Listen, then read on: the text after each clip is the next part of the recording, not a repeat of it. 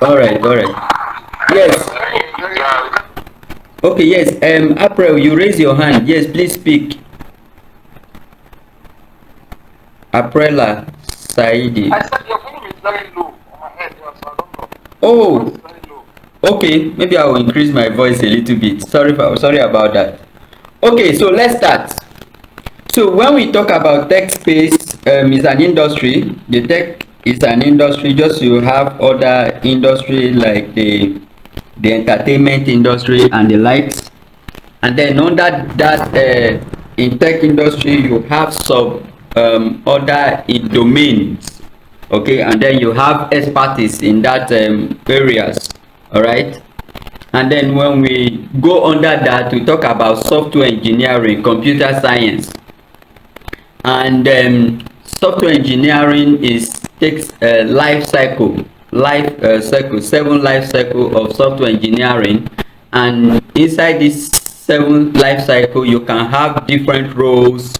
There you have the UI UX designer, you have the technical writer, you have the researcher, you have the coder. So the coding is not the major. When you hear tech, it's not about coding. There are marketers there. So software engineering is what it takes to take an idea from the place of ideation to what we call MVP, minimum viable product. All right. So when I'm explaining this so that I will give you a foundation before we go into Python and then talking about data science mindset, right? So now in there, inside this seven life cycle, you now have what life cycle of software engineering. You have the coders, who are the software developers and whatever. Then you have the technical writer, you have the those ones that test the application, so we have the testers there. You also have other roles that are there, right? And each of these are what makes you to take an idea from ideation state to what, to MVP, which is minimum viable product. And any ideation or any idea that got to the point of MVP, it means it is feasible, it is accessible, and people are ready to pay, or people are need it. All right. Now, having understand that, then there is that specification. All right, when we talk about data, so where in the seven life cycle there is a role of a data science, data engineer there. All right, where you gather information. Every application, every software you are doing, there are people that sat down and say, who needs this thing, how are they, what is their behavior, how do they interact with, where do they stay, how should we make sure that they keep coming back, what should we put, what should we use as an enticement that will make them to remain. So every software, every application you are using, there are people that sat down to think about this thing. Now these are data that allow them to be able to work with it. Now, so this will now, having explained that, this will now lead me to talk about what? Programming. Now programming is a way of communicating with what? With a computer in zeros and one, right? So now when you now come to a point where you, under that programming, that is where you have different kinds of what? Programming languages. And then you have Python, you have Java, you have C#, C, and the rest of other programming languages out there. And each of them, I want you to know that they are tools. All right. So if you are going for a front-end engineering, for example, you cannot say you want to learn Python. All right, it shouldn't be your goal. Your goal shouldn't be that you want to learn Python. Yes, Python as a, and your career goal is to become a front-end engineer. That means you really do not understand what you want.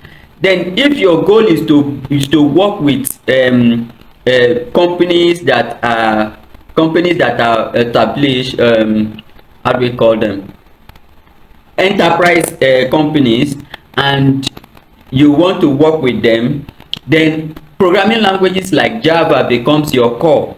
All right. So there are people that learn based on their based on what people say to them. but you listening to me tonight, please, what you chase after, what you go after should be based on what, on the information that you have available. All right, and that is why the data is very very important, because it allow you to make informed decision. All right, so now that I've been able to explain all of that, so I will now bring it back to what, to the programming language we want to talk about in this class, which is Python. Now Python is a widely used programming language. All right, let me share my screen now, and then from there go to, please confirm you can see the screen, right? So having laid that foundation, that anywhere you are starting from, you will need to understand the tools, okay, that you are going to use. All right, so I want to now introduce you to Python and data science mindset. So I welcome you to this free training, and we are going to look at the fundamental of Python and data science, okay, and then we'll write some code for you to understand what makes Python Python, right? Now, what is data science? So everywhere you go now is data science, AI, machine learning, right? So what is this? What do they mean? Why are they trending? What is there? So data science is the process of extracting insights and knowledge from data using scientific method, algorithms and systems. Let me explain. So just like I explained about programming and making decision, you need to understand, this information will allow you to now make an informed decision when you want to what, you want to do anything, you want to choose career, you want to choose a job. So there are jobs that people do, not that they are not good at it, but that is not their real career.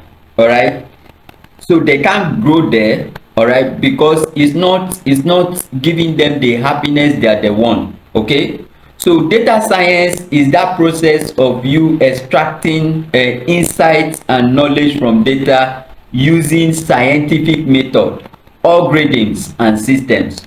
All right, and then you talk about AI, machine learning models.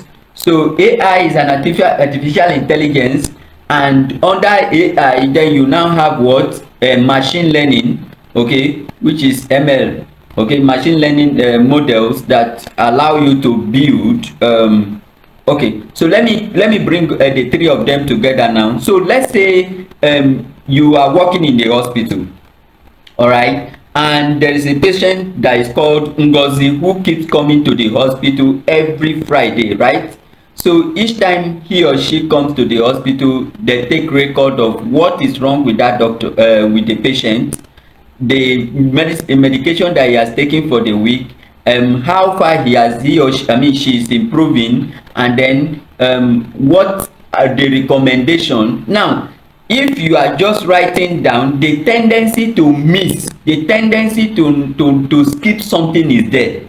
So this data that you gathered about the kind of medication that she's on, how many times she's visiting the hospital, the recommendation, these are data. Now if you now bring machine learning, you bring machine learning model into it, that is when you now use that data to what, to now extract insight, okay, and be able to predict how far Ngozi health can improve over time and what she needs to do. All right, maybe in the terms of routine, eating habits, sleeping habits and the rest of them. So data science allow you to gather that information. That information is transformed. So and then that is the role of these three people I'm going to mention, which is a data engineer, data science and data analyst. Now the data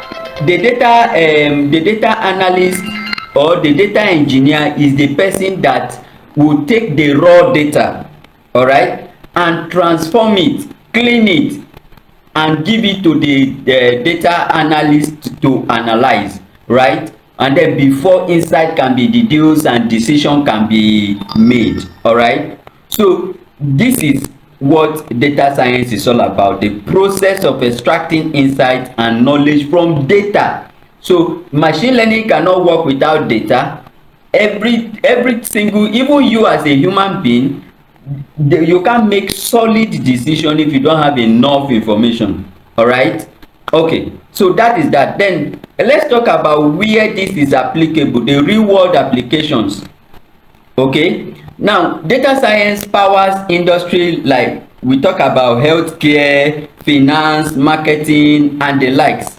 Okay, and it allow digital driven decision and prediction, just like I use Ngozi Health for example. So if you now bring in data science into it, all right, that is when you can now understand that, okay, based on this data, this is what is the possible outcome will be, these are the risks, these are the chances and every other thing that you can use, and even predict future trends. So on Saturday we will be building a model, so please be around. Okay, let me add this person. Please, if you are following me, just do an emoji, let me know that you are following me. All right, do you understand what I'm saying? Can I still continue? Thank you so much, thank you so much. So now I've been able to explain data science. Now let's understand, why are we using Python? Why is Python the only language for data science? All right, why is it the trending language? Now it is because of its popularity, but more than that is the what, is the fastness and the ecosystem that Python comes with. All right, the kind of library and the strong community that Python comes with, no programming language comes with that. All right, now if I want to build something, if I want to access a file from my system, now I can use I can import a library from Python OS operating system, and I'll be able to do that. But if I'm going to do the same thing with Java, I will need to write a series of a series of lines of code. But in Python, you can just import this module and you can use it. And in the class, in the class, I'm going to show you how to create your own module and how to use an existing module. All right. So this is why Python is very powerful. If you want to build a programming language, or you want to build an application or software that is faster, scalable, and can meet demand immediately, Python is your go-to. All right. Java is used for enterprise applications. JavaScript is used for front end. The node, even the node is built on Java and the rest of them. All right, you should know that JavaScript is a child of what's it called, Java.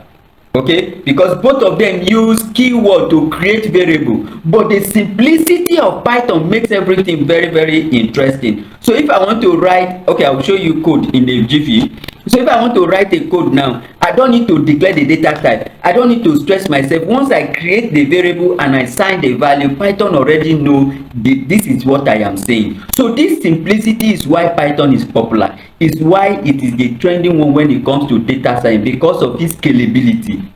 All right, everything that you are building, you can scale it with Python. The community support is there. If you type Python community now, you can see a bunch of them online. All right, and they are not just there, they can help you. All right, so if you go to I don't know how many of you understand, understand what's it called, open source here. But open source is a very powerful community. I would recommend for anyone here who is interested in going far.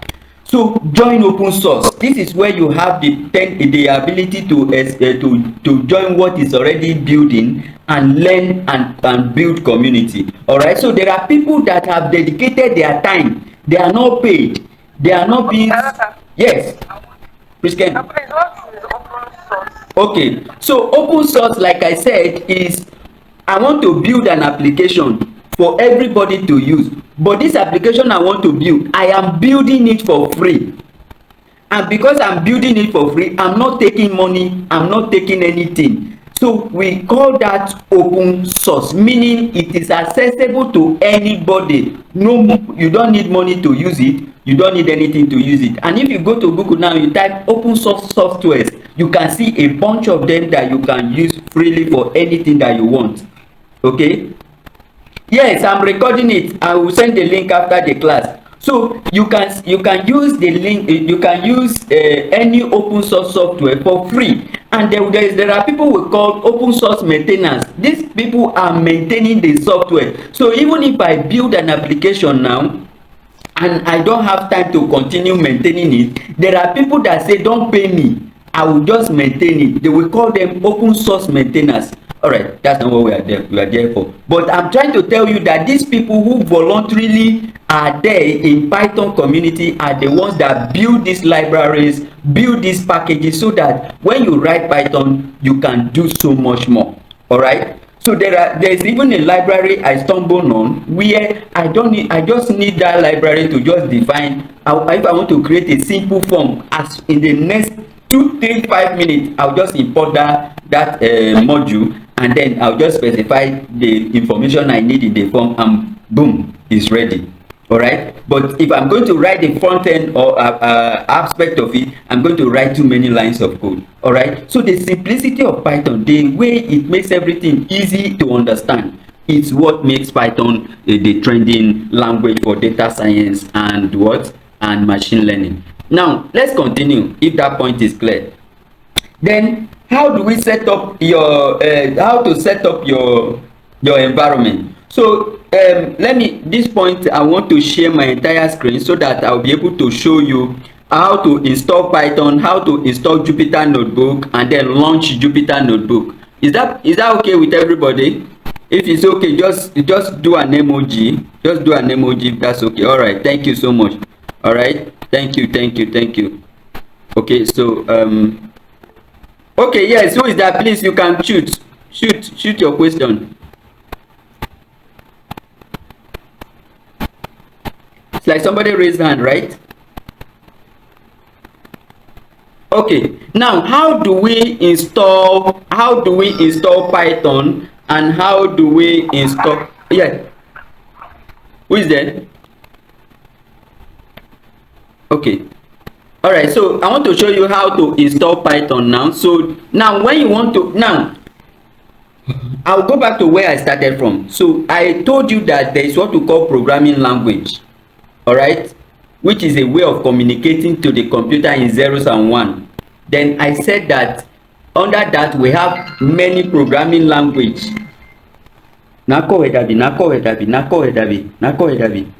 Okay, we have many programming language that you can use, right? So each of these programming language you can use it to build anything. All right, now that foundation, that understanding of that programming language, okay, is a tool. All right, so what was I saying? I'm trying to explain the need for you to have to understand Python. So if I want to install Python now, I've lost the chain of thought because of that call. So if I want to install Python now, I will go to python.org. all right, I'll go to python.org, and then I will hit enter. So once it opens, okay, so once it opens, you can come here. All right, okay, so yes, it has opened. So this is the official website for Python. Any other one is not the official. This is the official, and that is why it's carrying organization. All right, organization domain extension. All right, so if I want to download, I'll come here. I'm hovering, I'm not selecting link, I'm hovering, so I'll hover on it and then come down. So the current version we have is 3.13. so once you click on it and you select, then you can download it. Now I'll just show you how to download, and I'll now show you how to implement each one of them. So here we'll now click on download. You download it here. Then after downloading Python, because you will need Python in your system for you to be able to work with it. All right, you need Python to be installed. You will need a coding environment, and that coding environment, we call it IDE, integrated development environment. So the integrated development environment is where you write your code, debug your code. All right. Then having installed Python, the next you will go and install is what we call VS Code. All right, VS Code, the Visual Studio Code. Now the Visual Studio Code is the most popular VS Code, but that is not the only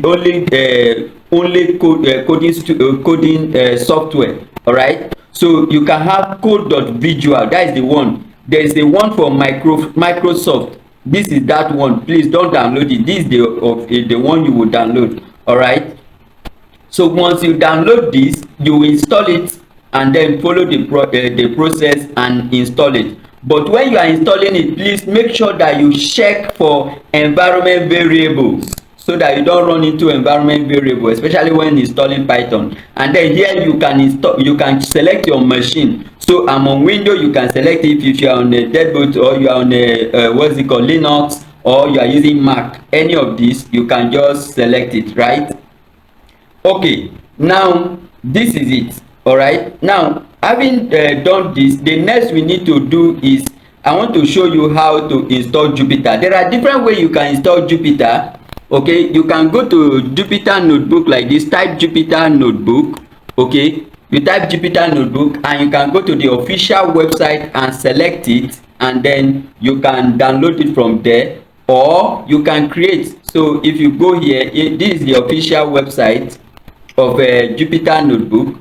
All right, so once it opens like this, let it open. Okay, so this is the official website. So if you want to install it, it's not like the one you just installed. All right, so you can try it on browser and then install it. Okay, all right, so now there are two ways. So you can use the one I use is the pip install. All right, so the pip you are seeing here is a Python package. All right, that allow you to install Python libraries. If you join the class, I'm going to explain all of this before we start using them. All right, so this is it. So you use pip install Jupyter Lab. All right, that is if you are installing Jupyter Lab, there is a homebrew. So I'm using Jupyter Notebook, so you can come and install Jupyter Notebook like this. So once you install Jupyter Notebook, you can just type Jupyter. So if I come back to my CMD, I'm going to open my CMD right now. Okay, I'm going to open this. So this is where we are going to write our code inside the Jupyter Notebook. Okay, so I want to now open it, so I can do Jupyter then space notebook like this. Okay, and I hit enter. So this is how you run. I've installed it before, that's why I see that I'm not installing it. But if you are installing, just click on your window button, then type cmd like this. The cmd, then the command prompt to come up, then select it and type, and you can copy and just paste it. You can pip install notebook, you can type it or copy it. So once you install it, then you can run it. All right, then there is also an anaconda, the rest of them. So they are all tools. It depends on what you want to use them for. All right, now that we've done that, if you go back to our IDE, so you can see that we now have an environment that is running with what Jupyter Notebook. Are you following? Any question? All right, do you understand what I'm doing? Can I still continue? Yes, you can. We understand. It's just that we will do some practicals on it before it can stick. Yes, exactly. All right. Please explain that installation of Jupyter again. Oh, okay. So you click on your window button like this. Can you mute? Thank you. So you click on your press your window button like I did. I'm pressing it. So you press it and something like this will come out. Then type cmd, or you type command prompt. If you do like this and you say I will answer your question, Mr. Emmanuel Adeniran. I will answer you. So you do CMD like this, or you type command prompt and it will come up. If it come up, hit enter or click here to open it. Okay, once it open it like this, then you can now do pip install Jupyter Notebook. Okay, and once it has finished, just type Jupyter Notebook just like I did, and then it will start running. Okay, so if you look at it here, this is it. So we now have a server. I have a question, sir. Yes, shoot. So this pip install Jupyter Notebook, is it applicable for every system? Yes. Because I think there are some systems that goes with py minus m install package or something like that. No. That is when you are creating a virtual environment. So so when you are working with some libraries, okay, Yes. packages, you will need to create a virtual environment. All of these I will explain in the class. All right. So you will need to create a virtual environment, but now you are just installing that tool. You are not using it yet. Okay, so Eh. for the pip works for every system. Yes, but you must have Python installed. If you don't have Python installed, you cannot use it. Yeah. Okay. So if that point is clear, let's continue. So now I now have an environment that is running with what? With Jupyter, right? Now, and once it opens, this is how it will look like. All right. Let me refresh again. Why am I not seeing anything? And let me close this. Close this. Okay. I think we are good. All right. So why is it not showing? I think it's network. All right, but then you understand what I'm saying. I want to write code inside this VS Code, inside this Jupyter, so that you'll be able to understand it. I don't need to open VS Code again, so we'll just write our code here. Okay, so let me close this. Yeah, so now when you open your Jupyter like this, it's going to bring your folders that you have in your systems. You can see class, contacts, demo, desktop, Django project, and all my projects like that. But then let's go. So I'll come here to the right hand side here, and then I'll click new like this, and then I'll start here. So I want to start a new kernel, or I'll create a new folder. I can create a new folder, create a new file. So let's just create a new file, since I just want to write code. All right, and then Jupyter Notebook, you can create many files with it. You can create image file, you can generate image file, text file, and every other file that you want to. All right, so it all boils down to your goals. What are you doing? All right, let me run this. Let's just run an environment.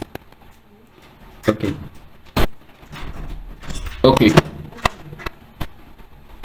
Let's allow you to run a bit. So I'm going to take you to the beginning. I don't know if I've gotten there in my slide, but let's see. Okay, setting up environment. Okay, yes. So this is where we talk about coding. So I'll now use this time to let us write some code. Now, this is where we will now write our code. Please, can you confirm you can see it just with an emoji? Can you confirm you can see this? All right. Okay, thank you. So let's write some code. Now, as somebody who is new to Python, so I'm just going to start from the very basics. So you have installed Python, you have Python running on your system, and you now install Jupyter, and you want to use Jupyter to run your code. So what do? So we'll now start from the very basics. And what's the very basics? That it all start from variable. So take for example, a variable is a container that holds value. All right, a container that holds value. So if I say cup, for example, and I have water inside the cup, so the water is the value, the cup is the variable. So how do I write it in Python? I can do something like this. I can say cup, and then I'll say equal to, and then I'll say water. Oh, sorry, let me get letter A. Okay, so we come here like this, and then I'll do water like this, right? So the cup here is a variable, a container. Then the value that is holding is what we call water. Then this equal to is an assignment. I am assigning the water value to cup, so that anytime I call this cup, what I will be using is this value. Does anybody understand what I just said?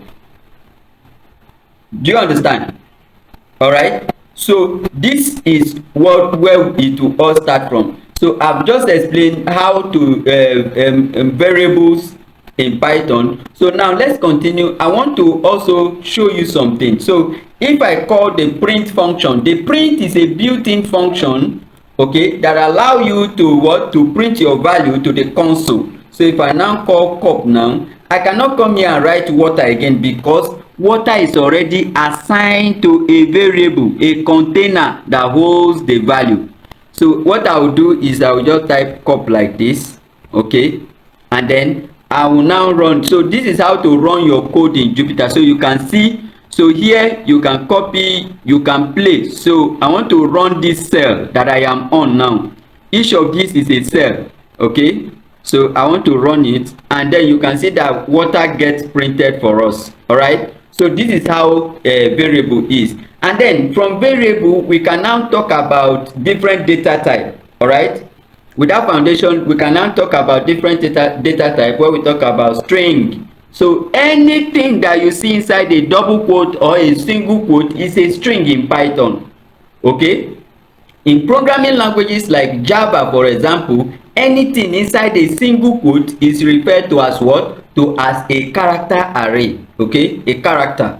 All right, so if I want to know the type of data I am, I don't need to specify the data type. I just need to know, Python already knows that this is the data type I want. But if I am using languages like Java now, I will need to write something like this. I'll call the data type string, then the variable name, then before the value. But Python said, come as you are. I will teach you, you will learn, okay, by just looking. All right, so you can create a variable like this. Now I want to create different data types, so I'll say height, okay, height like this, and then it will be 4.5 like this, right? So this is what? This is a float. So a float data type is the type of data that is what? That has a decimal. All right, a data type that has what? A decimal. Then we can also create another data type that is, Hello, sir. yes, shoot. Okay, I noticed something. You put okay, something like a quote. I don't know what the Oh, that's what I said. That's what I said. I said double quote or single quote.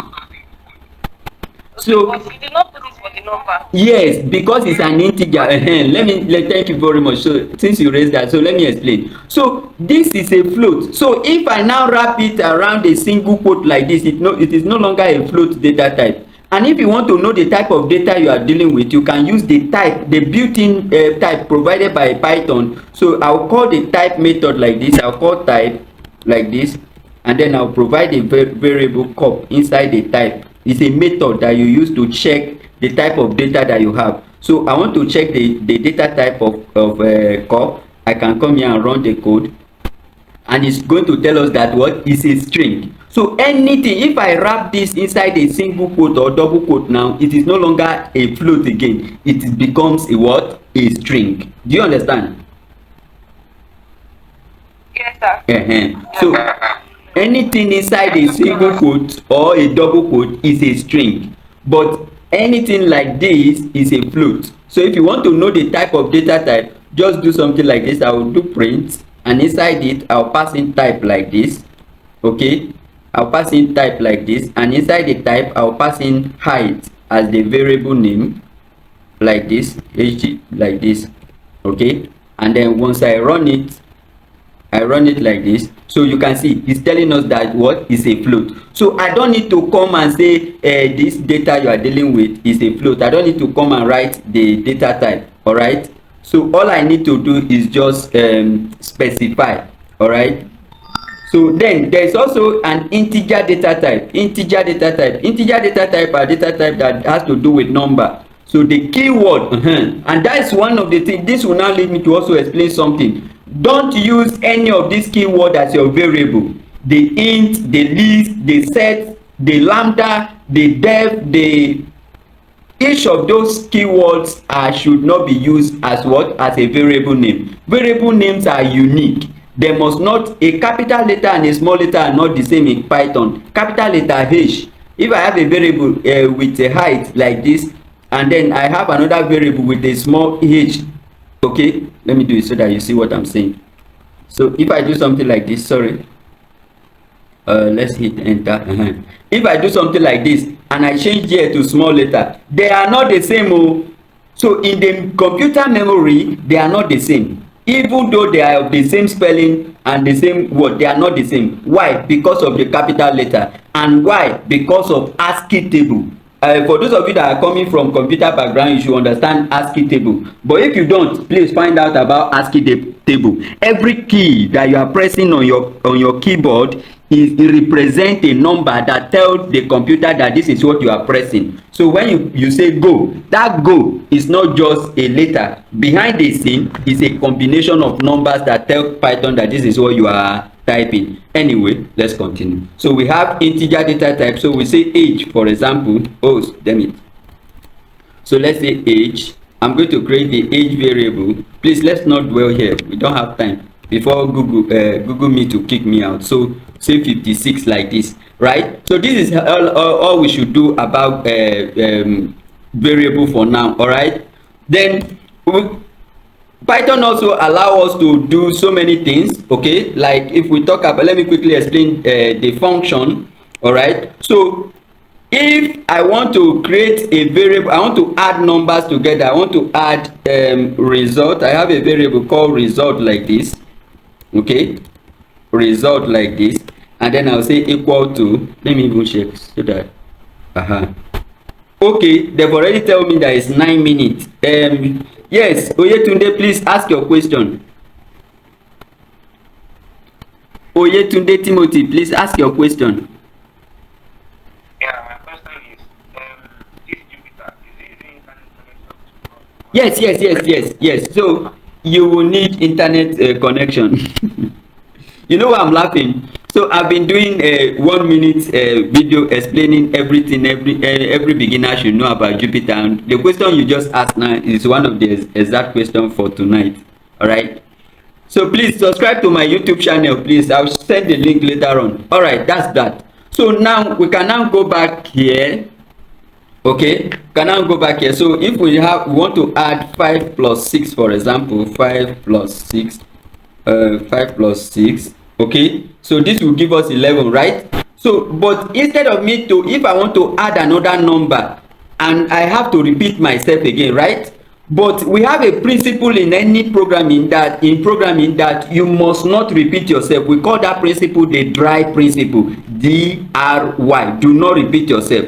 And because we cannot repeat ourselves, Python give us what we call a function.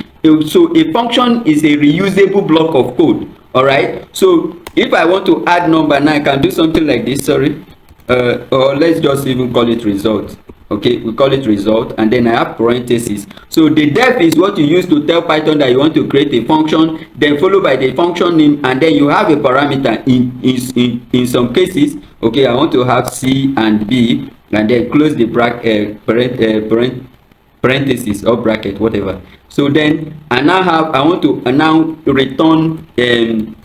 return C plus B add together. So I can do like this, return C plus B. All right, so now for me to use this function, I just need to call the function. So I'll call the result function name, and then provide the actual number. So I'll do 2 here, I'll do 6 here. All right, and then I'll create a variable here. I'll call this variable E, and then I'll say equal to. All right, and then I'll now print E. So let's print E. Please, do you understand what I'm doing here? Do you understand what I'm doing with this function? So in here, So please, what is the meaning of DEF? that is a def. I said it's a function. You use that def keyword to tell Python that you are creating a function.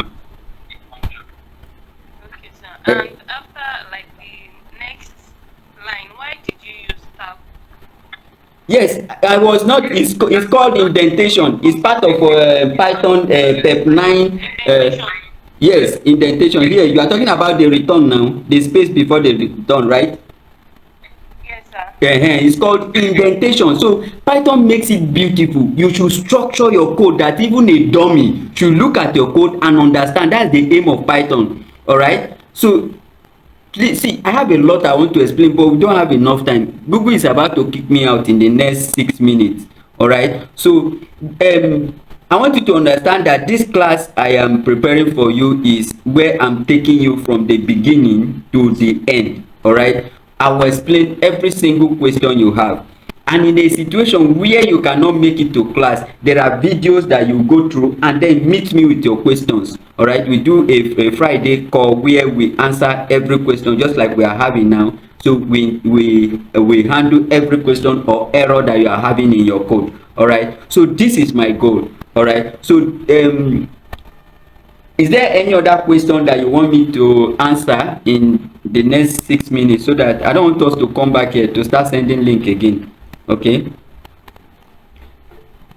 Yes, go ahead. Okay, my own is not a question, it's a suggestion. Maybe in the next time, if you can extend your time with that, this one that Google is speaking out. Yes. Google has So I used to use Google Meet, Google, what's the name, Zoom. But at the end of the day, they will not give me access to my recorded files. So, and that's why I don't like them.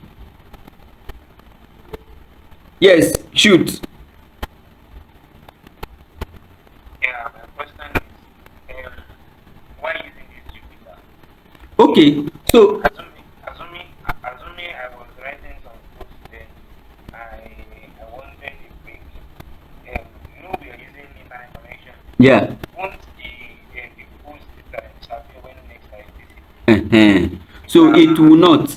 It will not. It will be automatically saved. And then the reason why I'm using Jupyter is because I wanted to demo. Originally, I wanted to use VS Code. Now, and then talking about internet.